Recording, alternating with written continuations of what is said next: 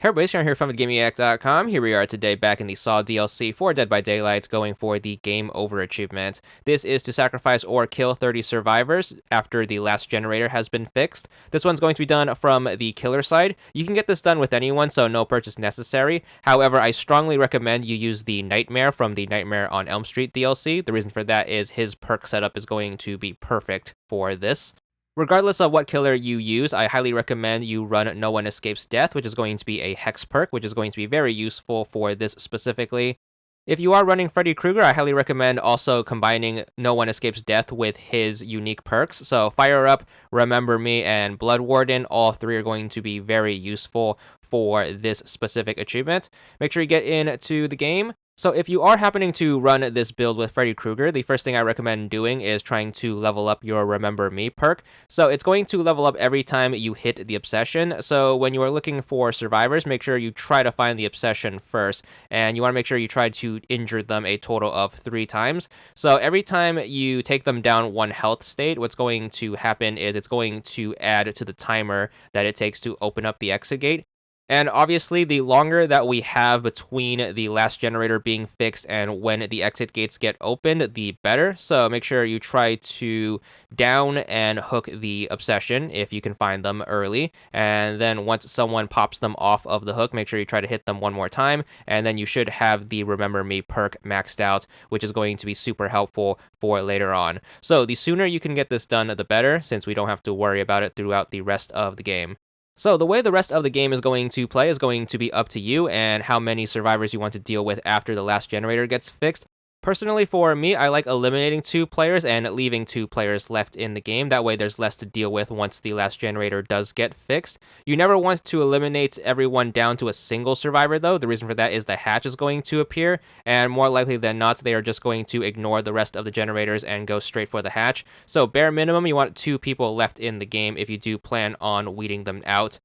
If you do want all 4 people alive by the time the last generator gets fixed, you are going to be able to get the most out of the achievement, but do keep in mind dealing with 4 people is going to be a lot harder than dealing with 2 or 3 people. So do whatever you want, just make sure you keep it reasonable and manageable by the time the last generator gets fixed. If you are going to keep everyone alive until that point, I recommend having everyone be on their last hook state though. That way you can knock them out of the game as soon as you are able to down and hook them once the time comes.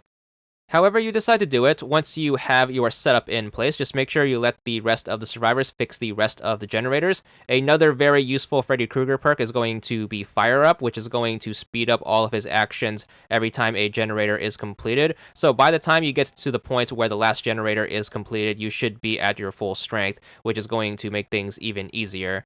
So just make sure you kind of kill time and just let the survivors do what they do. It shouldn't matter what their health states are because No One Escapes Death is going to kick in as soon as the last generator gets fixed, which is going to put exposed on all of the survivors. So now that everyone has exposed on all of them after the last generator gets fixed, what you can do is you are able to down someone in a single hit, even if they are at full health. So even if they do heal all the way, you are able to one-shot them, and then as soon as you do, just make sure you pop them on a hook. Hopefully your prep work came in handy and everyone was on their last hook state. That way you can eliminate them as soon as you bring them to a hook, and then you should be good for the count for the achievement.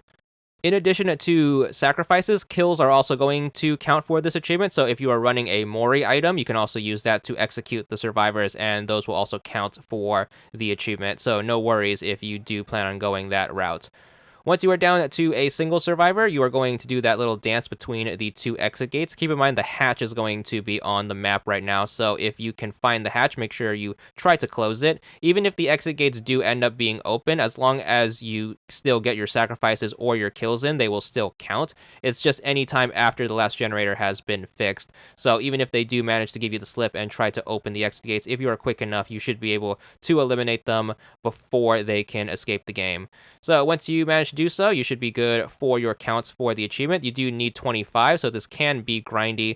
However, thanks to this build and these strategies, you should be able to knock it out in about a dozen or so games. So best of luck to you with this one, and then stick with it. Once you finally manage to get your 25, you should be good for the achievement.